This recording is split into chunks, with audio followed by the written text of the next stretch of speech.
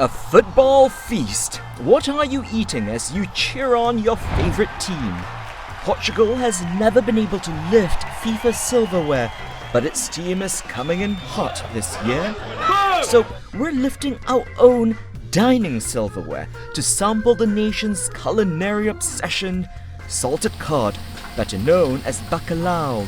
In this case, formed into croquettes and flaked in a casserole to accompany garlic shrimp and a rapid-fire dessert, including the intriguing parallels between Portuguese bacalhau and Chinese winter fish, ingredients that rely on time-honored methods of preservation. From the first whistle to the final bite, a celebration of global flavors and the beautiful game. I'm Gerald Tan, and this is Dining Diplomacy Kickoff, Cook-Off, where every match ends with a meal from China and the world.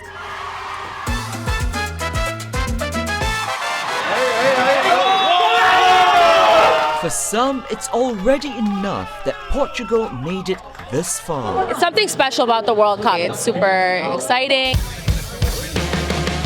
But for others, it's high time that the squad takes it all the way. Almost as important as my kids. Oh my God, that's Almost, huge. to win. To fulfill its ambition of becoming world champions, Portugal has stacked its roster with elite talent, balancing experience with explosive energy. Team captain Cristiano Ronaldo is the all-time leading goal scorer in professional football history. He is playing in his 6th FIFA World Cup, chasing the trophy that has eluded him his entire career. Attacking midfielder Bruno Fernandes is a primary playmaker, much lauded for his pinpoint passing, goal-scoring ability, and leadership on the pitch. He forms a formidable duo with fellow midfielder Bernardo Silva, who's highly decorated for his positional adaptability and tactical intelligence. Enter as a customer, leave as family. That inevitably happens at Valença restaurant in Elizabeth, New Jersey.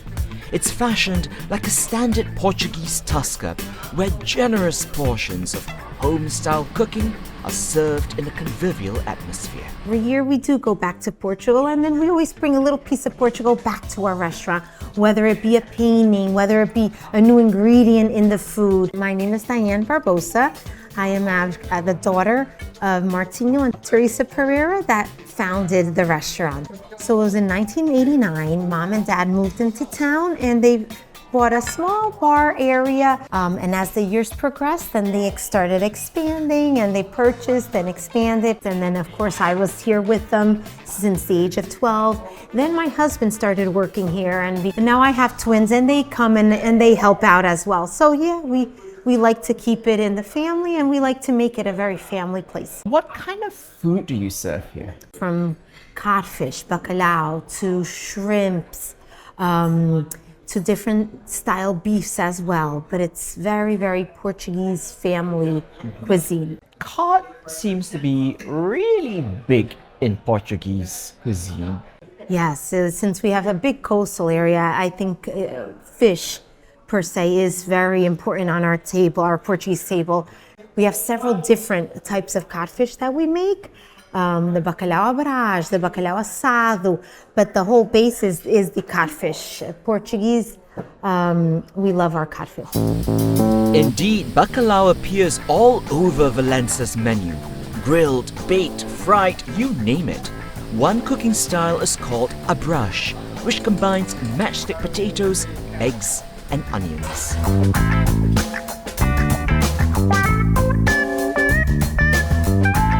The base of this dish is bacalhau, which has been shredded by hand after soaking in water to draw out excess salt. So now he's going to start the sauteing process of the codfish. It has to get to the perfect temperature before we add the ingredients. Here's our main ingredient, which is the codfish. As it sizzles, it's getting that olive oil taste. This is probably one of the most famous dishes in Portugal. Indeed. So codfish is very typical in our Portuguese land. And bacalhau à Brás is one of the tops. One of the tops. Not too difficult, but it's so flavorful with all the ingredients. And here goes the onions.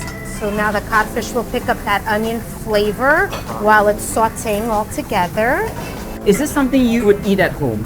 Oh yeah, absolutely. This is what I consider those, 30-minute meals. Very quick, and the family loves. It has very, natural ingredients. So yes.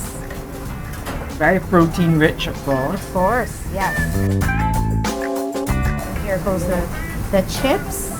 Oh, so it's almost like putting in French fries. Yeah, Very it is. thin. It's very thin French fries that are fried, and they're very thin, and they're thin in that way so that they can condense together with the codfish Yes. and the onions. It's already developing a nice crust at the bottom. Yes. Yeah. And believe it or not, that crust is delicious. They'll top everything on. Oh, and the best parsley. Yes. Now here goes our eggs. And that'll bind it all together.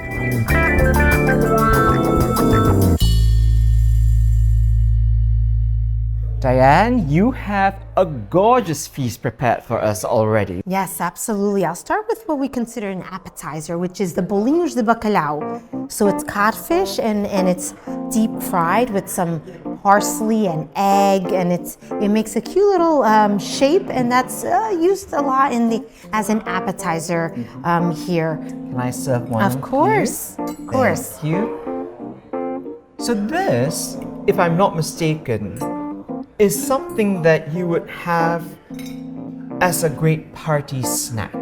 Yes, it's a great table topper while you're watching your favorite soccer game.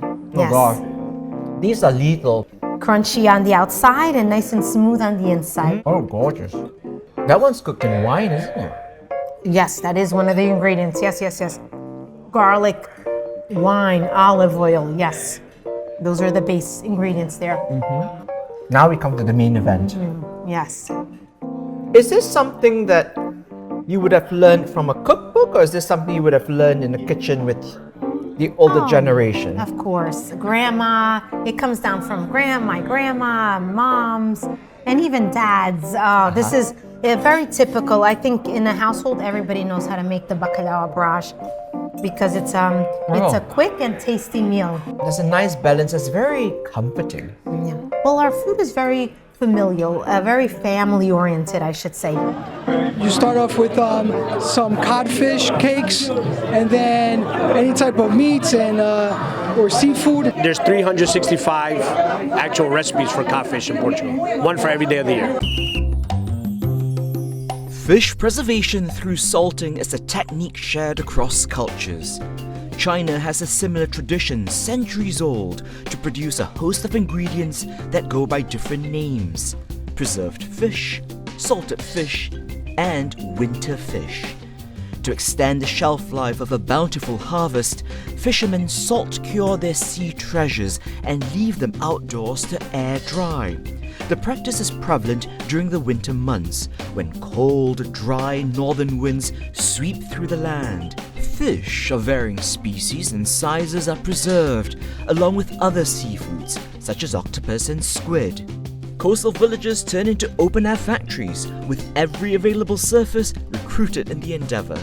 They're splayed out on trays by the sides of roads, swaying gently in home backyards, sunning on rooftops until they turn wrinkly. The process yields an umami-rich ingredient that's the workhorse of Chinese pantries and kitchens all year long. Because the salted fish is intensely savory and pungent, just a small amount is sufficient to season rice, accompany meats, and transform vegetables. What I've loved learning about some of your dishes is simply just how you've managed to use salted cod. So integral to the Portuguese cuisine. Well, in Chinese cuisine, they also use salted fish. It's not the main event, but it definitely used to support a lot of dishes. And what I brought for you is a very famous Chinese dish that uses salted fish in with eggplants. And so I'm going to bring That's that amazing. over. Delicious. Oh, I'm glad you're enjoying it. Beautiful indeed, yeah. Thank you. It all comes together. Very good. Delicious.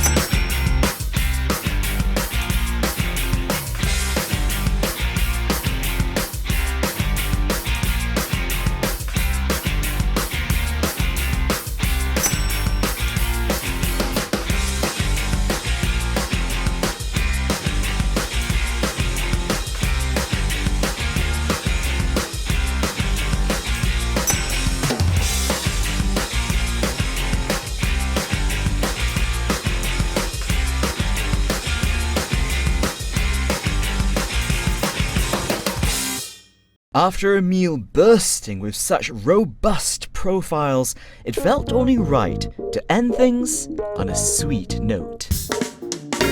So this one is called Serradura. We have layers of fabulous elements here. So as you look at it, it's layered with our bolacha Maria, which is a cookie crumb. That's very typical in Portugal. Right. And then a layer of cream. And then here goes our cookie. That's, again, shredded. And here's a layer of cream. And then it's topped with a half slice of our cookie and with shredded cookies on top. But yeah, it's a very typical dessert, and it's called the Serradura, or cookies and cream. But Serradura doesn't also mean sawdust. Yes, so that's why it looks like shreds of sawdust. So that's, yeah. I love it. Diane, thank you so much for having us in your restaurant. It is such a comforting space. Clearly lots of history, a lot of love, great conversations flowing, and food that everyone needs to try. Thank you for visiting. You're always welcome. And like you said, it's all about the family.